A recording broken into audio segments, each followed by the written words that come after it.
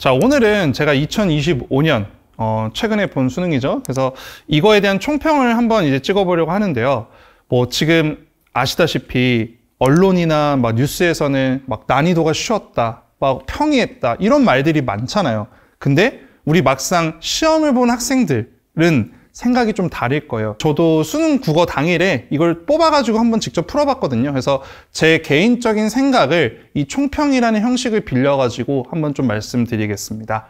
자, 일단 먼저 난이도에 대해서 먼저 말씀드리면, 그럼 진짜 수능 국어가 쉬웠나? 라고 이제 물어보는 사람들이 진짜 많거든요. 그럼 그거에 대한 대답은 저는 쉽지 않았다입니다. 왜냐면 이게 이런 게 있어요. 우리가 이제 뽑아가지고 막 침대 위에서 막 방에서 배 긁으면서 그렇게 푸는 거랑 이제 현장에 가가지고 이제 정해진 시간 내에서 80분 동안 빡세게 푸는 거는 다릅니다. 현장에서 직접 한정된 어떤 공간 그리고 또 제한된 시간 내에서 푼 우리 수험생들 입장인 체감 난이도는 저는 까다로웠다라고 말씀을 드리고 싶어요. 그래도 선생님, 일반적인 난이도는 어떻게 될까요? 라고 이제 물어보시면 이번 연도 6월 평가원 있죠.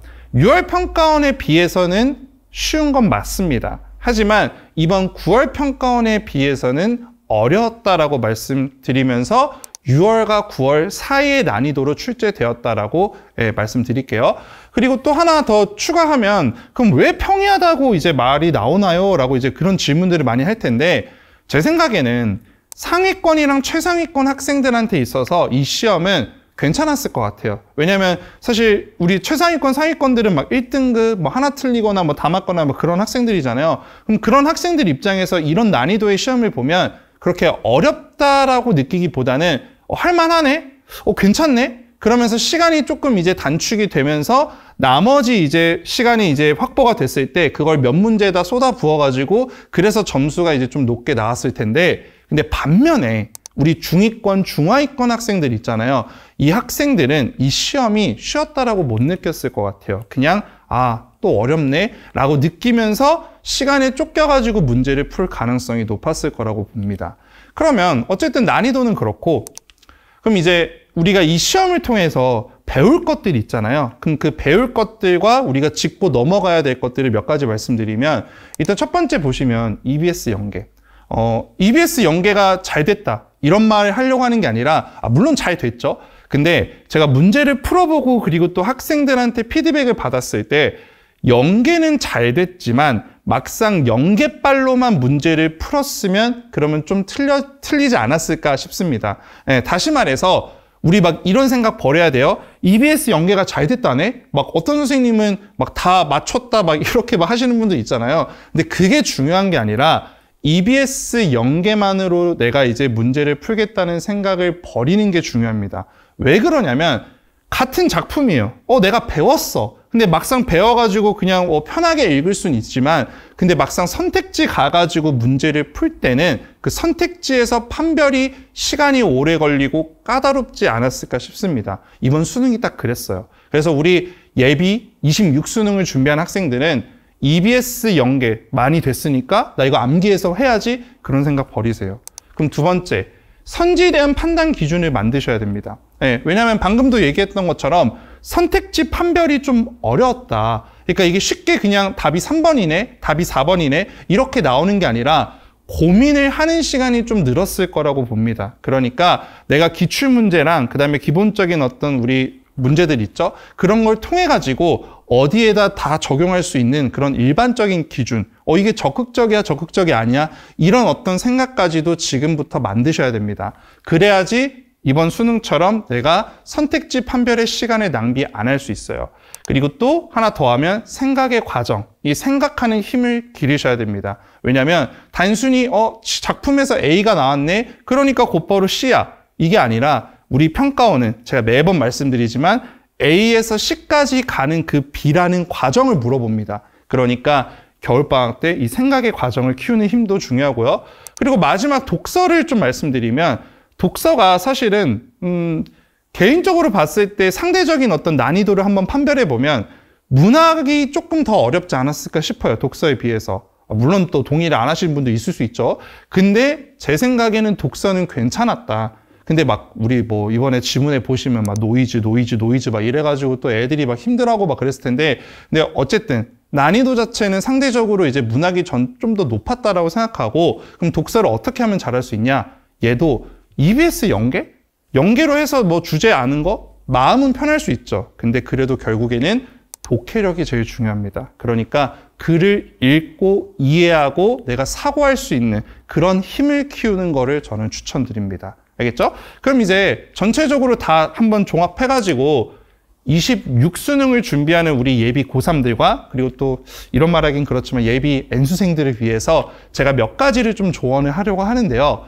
일단 첫 번째, EBS만 믿지 마세요. 물론 이제 저도 수업 때 EBS 막 가르치고 막 합니다. 근데 그게 왜 그러냐면 마음이 편해지니까. 내가 이걸 아는 작품이 나왔을 때 모르는 작품에 비해서 당연히 마음이 편해지죠. 근데 그렇다고 해서 EBS만 암기하면 문학을 다 맞을 수 있다? 그런 생각에서 벗어나시길 바랍니다. 예, 꼭 그래야 됩니다. 그래서 겨울방학 때는 이제 EBS는 아예 생각하지도 말고 어차피 뭐 수특도 늦게 나오죠. 기출을 통해서 내가 갈래별로 접근 방법이랑 그리고 문학 개념어, 그 다음에 선택지에 대한 어떤 그런 기준 판별, 이것들을 지금 1, 2월에 열심히 하셔야 돼요. 그 다음에 두 번째, N수생들은 아마 알 거예요. 제 말이 지금 옳다는 거. 근데 우리 예비 고3들은 또 동의를 또 안 할 수 있어요. 근데 진짜 제가 매년마다 항상 초반에 얘기하는 게 우리 고3들 이제 고3 딱 됐으니까 문제 풀 게 진짜 많죠. 그쵸? 그래서 뭐 기출 막 엄청 많으니까 이제 막 문제 푸는 거에 막 시간 엄청 투자해서 문제 풀기에 정말 급급해요. 근데 겨울방학이 우리 지금 예비 고3들 1년을 본다고 했을 때 진짜 제일 시간이 많을 때예요. 뭐 내신 준비하는 것도 아니고 그리고 또 뭐 학교 가는 것도 아니고 시간이 제일 많을 때잖아요.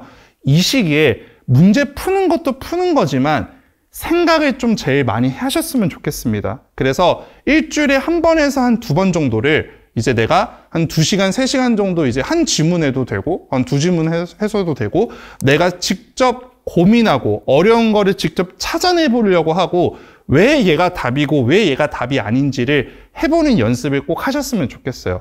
정말 이게 진짜 중요해요. 생각을 많이 하셔야지 사고력도 키워지고 그리고 이해력도 키워집니다. 문제만 많이 푼다고 되는 게 아니에요. 그리고 마지막 세 번째, 제가 봤을 때 이게 제일 중요한데 지금 수능 국어 올해 거랑 작년 거랑 그 다음에 6, 9월의 어떤 그런 경향들을 봤을 때 우리 학생들이 갖고 있는 생각이 뭐냐면 독서의 난이도는 낮아진다. 문학의 난이도는 높고 그리고 독서랑 문학이랑 같이 봤을 때 상대적으로 독서 뭐 어렵긴 해도 문학이 진짜 난이도가 많이 높아졌다라고 이렇게 얘기해요. 틀린 거 아닙니다. 네, 저도 인정해요. 하지만 근데 우리가 공부를 준비할 때는 어떤 식으로 준비해야 되냐면 우리 학생들은 그런 생각에 이제 갇혀 있으니까 겨울에 나 어차피 독서 잘해. 그러니까 문학 많이 해야지.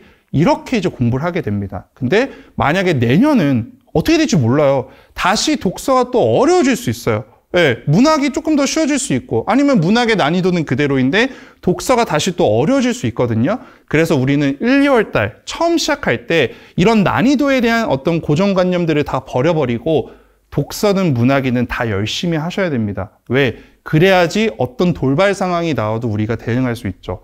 막상 겨울에 문학만 했다가 6월 달에 독서가 어려워졌네? 오씨, 나 다시 독서해야 돼. 이래버리면 시간 낭비고 그리고 제대로 대처할 수 없게 되겠죠.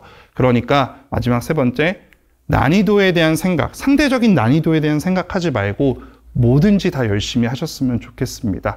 자, 이렇게 세 가지를 제가 좀 조언을 드리고 싶고 1, 2월 달에 단순히 문제 푸는 거 말고 열심히 잘 생각해 보셔가지고 꼭 실력을 키우셨으면 합니다. 네, 지금까지 수능국어 류현준이었습니다. 감사합니다.